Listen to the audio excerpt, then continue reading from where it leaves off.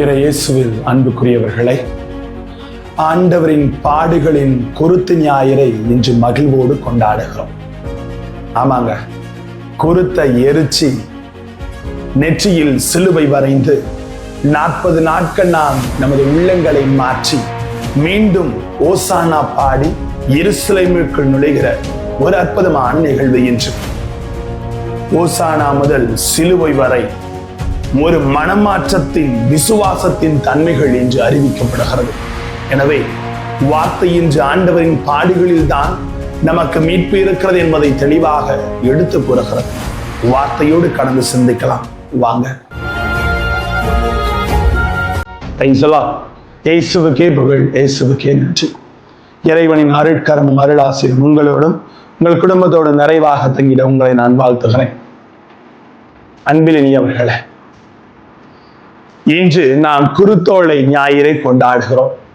மகிழ்ச்சியும் சிந்தனையும் கலந்த நாள் இது. மக்கள் இயேசுவை ஓசானா என்று வரவேற்கிறார்கள். ஆனால் சில நாட்களில் அதே குரல் சிலுவையில் அறையுங்கள் என்று கூறுவதையும் நாம் பார்க்க போகிறோம். இந்த மாற்றம் நம்மை சிந்திக்கவும் வைக்கிறது. ஆடலோடு பாடலோடு ஓசானா பாடிய இந்த உள்ளங்கள் ஏன் இவரை சிலுவையில் அறைய சிந்தனை செய்கிறது? மாற்றம் அடையும் மனித மாண்பு, அப்பப்ப இந்த மனித குணம் குரங்க போல மாறிக்கிட்டே இருக்குன்னு சொல்லுவாங்க இல்லையா? இன்றைய உலகிலும் நாம் இதை பார்க்கிறோம். சந்தேகத்தில் இறைவனை புகழுகிறோம். சில நேரத்துல சந்தேகத்துல புகழ்றோம், சந்தோஷத்துல புகழ்றோம். துன்பம் வந்தால் குறை கூறுகிறோம். நம்முடைய விசுவாசம் நிலைத்திருக்க அல்லது சூழ்நிலைக்கு ஏற்ப அப்பப்ப மாறிக்கொண்டிருக்கிறது. அவர் தாழ்மையான ராஜா. அந்த அரசர் கழுதை மீது வந்ததை இன்று நாம் வாசிக்கிறோம். இயேசு ஒரு பெரிய ராஜாவாக குதிரையில் வரவில்லை, கழுதையின் மேல் தாழ்மையுடன் வந்தார். இது நமக்கு ஒரு பாடத்தை கற்பிக்கிறது. உண்மையான உயர்வு தாழ்மையில் தான் இருக்கிறது என்பதை மறந்து விடாதீர்கள்.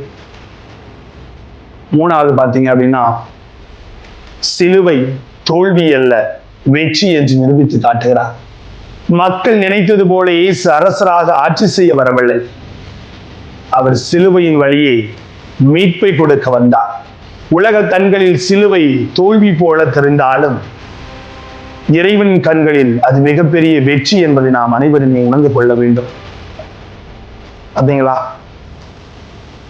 சிலுவை நம்மை உடைக்காது, அது நம்மை உருவாக்கும்.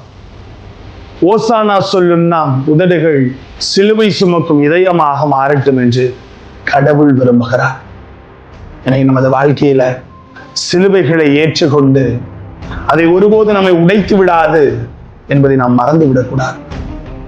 ஒரு நாள் ஒரு மனிதர் தனது வாழ்க்கையில் தனது மகன் எப்பொழுதுமே தோல்வியை தழுவி கொண்டிருக்கிறார் என்று அவன் இதயத்தை எல்லோரும் உடைக்கிறார்கள். அந்த தோல்வியை அவன் வீறு கொண்டு ஏற்றுக்கொண்டு ஒரு காலகட்டத்தில் ஒரு முழு முதல் வெற்றியை பெறுகிறார். உலகமே அவரை பாராட்டுகிறார். ஆகவே இறைவன் நமக்காக சுமந்த அந்த சிலுவை நம்மை ஒருபோதும் உடைக்காது, உயர்த்து நிறுத்தும் என்பதை மறந்து விடாதீர்கள். நமது உதடுகள் ஓசானா என்று ஒலித்து சிலுவையை இதயத்தில் ஏற்று மாற்றத்தை காண முற்படுவோமா? சூழ்நிலை மாறினாலும் விசுவாசம் மாறாதிருக்க வேண்டும். தாழ்மை இயேசுவின் பாதை, அதுவே நம் பாதையாக இருக்க வேண்டும். துன்பம் வந்தாலும் இறைவன் நம்மோடு இருக்கிறார், மறந்து விடக்கூடாது. சிலுவை வழியை தான் உயர்ந்த ஒரு வாழ்வு என்பது மறந்து விடாதீர்கள். ஆக இந்த குருத்து ஞாயிறு நம் நம்பிக்கை நிலைத்ததாக உண்மையாக மாறும். நான் உண்மைக்கு ஏற்ற சீடனாக, உண்மைக்கேற்ற இறைவனின் அருளை பெற்றவனாக வாழவே இந்த பாடுகள் ஞாயிறு அழைப்பு விடுக்கிறது. எனவே இந்த பாடுகளின் ஞாயிறோடு புனித வாரத்திற்குள் அடி எடுத்து வைக்க போகிறோம். 40 நாட்கள் கடந்து வந்த பாதையை சீர்தூக்கி பாருங்கள்.